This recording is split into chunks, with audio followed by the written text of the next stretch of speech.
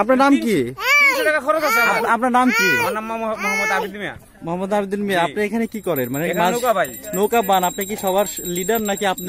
সবার লিডার না, যার যার লিডার সে। তা আপনি কেন বললেন যে 500 টাকা নিচে কেউ যাবে না? মনে করার কিছু নাই এখানে। আপনি কেন বললেন যে 500 টাকা নিচে কেউ যাবে না? আমি যাইতাম না, আমরা গেলে আপনি যাবেন না, কোনো সমস্যা নাই। আপনি সবার কথা কেন বললেন? সবার কথা বলতে আমরা রাসি, জি না, আপনি কেন বললেন যে সবাই কেউ যাবে না? এরকম মনে করেন রেটটা দিয়ে রেটটা আছে, মনে করেন যে কি কে রেট দিছে? কে রেট দিছে? আমরা যে পড়তে হয় না, বুঝছেন? জিনিসটা গেলে কে রেট দিছে? আপনি 500 টাকায় গেলে মনে করেন দুই সাইডে দুটো নৌকা আছে। আমার কথাটা বুঝেন পরে কথা, দুই সাইডে দুটো নৌকা আছে, খরচা আছে। খরচাটা দিয়ে আপনার পড়তে হয় না। আপনার এখানে বাসা আর আমি এখানে 8 থেকে 10 বার ঘুরতে আসছি, আমি জানি না। তাহলে জানেন, তাহলে বন্যার সময় এক রেট। আমার কথাটা হচ্ছে আপনি কেন বললেন যে কেউ যাবে না 500 নিচে? এটা কেন? এটা ভুল বলছেন, এটা বলেন যেটা ঠিক আছে। এবার আপনার সাথে কথা শেষ। দেখতে পাচ্ছেন এখন আমি আছি জাফলং 0 পয়েন্টে, আর আপনারা দেখতে পাচ্ছেন আমার এই পাশেটাই বাংলাদেশ, আর ক্যামেরা ঘোরালে যে বিল্ডিং গুলো দেখতে পাচ্ছেন এগুলো সব ইন্ডিয়াতে। তো আপনারা দেখতে পাচ্ছেন এই সাদা সাদা দেখা যাচ্ছে অনেক দূরে, মানুষজনকে পিঁপড়ার মতো দেখা যাচ্ছে। ওখানে আর কি মানুষজন আছে, সব প্রাকৃতিক সৌন্দর্যের যে লীলাভূমি, সেই লীলাভূমির সৌন্দর্য দেখার জন্য শুধু বাংলাদেশ না, দেশ বিদেশ থেকে অনেক মানুষই এখানে আসে জাফলং এর এই সুন্দর ভিউটা দেখার জন্য। সো আমি আজকে আপনাদেরকে এক্সপ্লোর করব, এই সম্পূর্ণ ভিডিওটা আপনাদেরকে দেখতে হবে।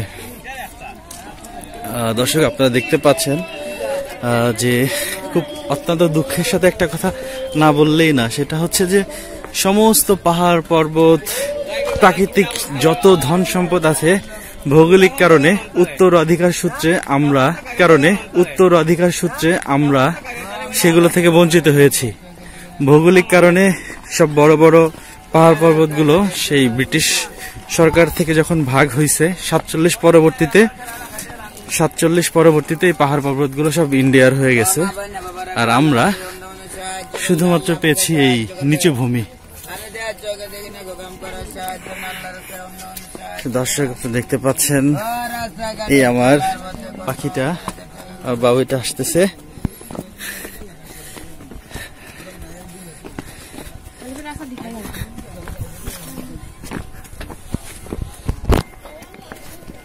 দর্শক, আমি আপনাদের একটা জিনিস সুনিশ্চিত করি, বরাবরের মতোই আমি আপনাদেরকে সবসময় র ভিডিও দেখাই। আমি কখনো কোন একটা জায়গার সৌন্দর্যটুকু শুধু দেখাই না কেটে, আমি ভালো মন্দ সবকিছুই দেখাই। যেরকম আপনারা দেখতে পাচ্ছেন আমাদের এই জাফলং নামার যে সিঁড়িটা, এটা আর কি ম্যানমেড। সিঁড়িটার পাশে আমরা এত ময়লা করে রাখছি যেটা বলার মতো না। এখানে চিপসের প্যাকেট বলেন, এখানে পলিথিন বলেন, যে কোনো ধরনের ময়লা আমরা মানুষের সৃষ্টি, মানুষ এখানে ফেলছি, যেটা কখনোই ঠিক না।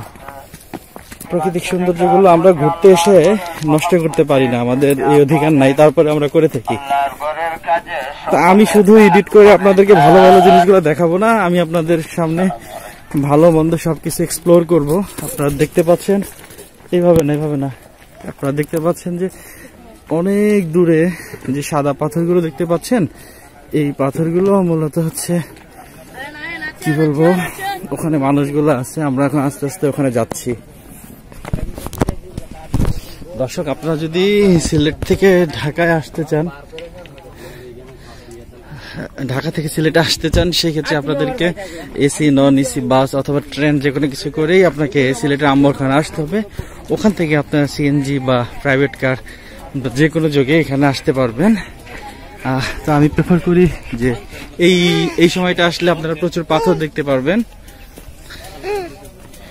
আর বাকি অন্যান্য সময় আসলে আপনারা পাথর দেখতে পারবেন না। হ্যাঁ,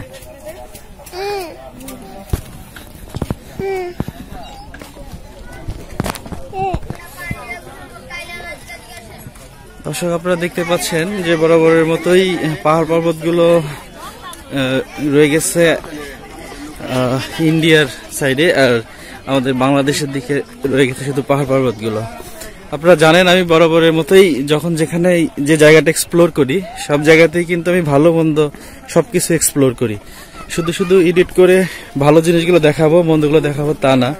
আমরা অনেক ময়লা করে রাখি আশেপাশের জায়গাগুলো, যেটা আসলে পর্যটক হিসাবে আমার নিজেরও লজ্জার, যারা আসে তাদের জন্য লজ্জার।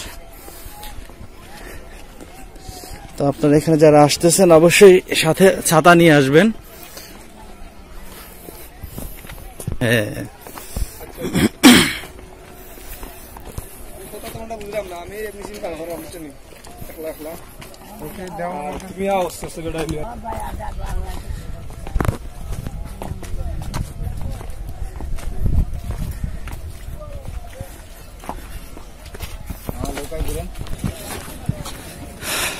দর্শক দেখতে পাচ্ছেন এখানে কিছু দোকান আছে, কিছু ইন্ডিয়ান কসমেটিক্স এখানে পাওয়া যায়।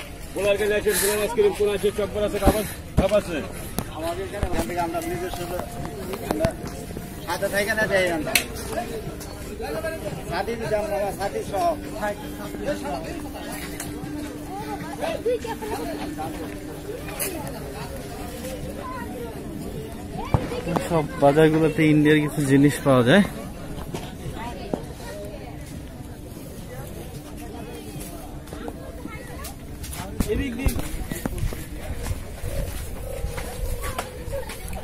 সবই তো ইন্ডিয়ান প্রোডাক্ট না? চক বাজারে কিছু নাই? সব ইন্ডিয়ান প্রোডাক্ট।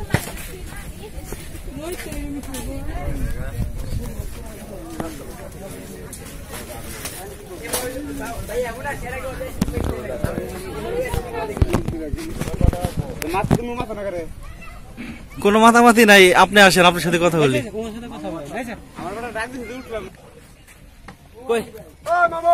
ছাতা কই? আপনারা ছাতা দিবেন বললো।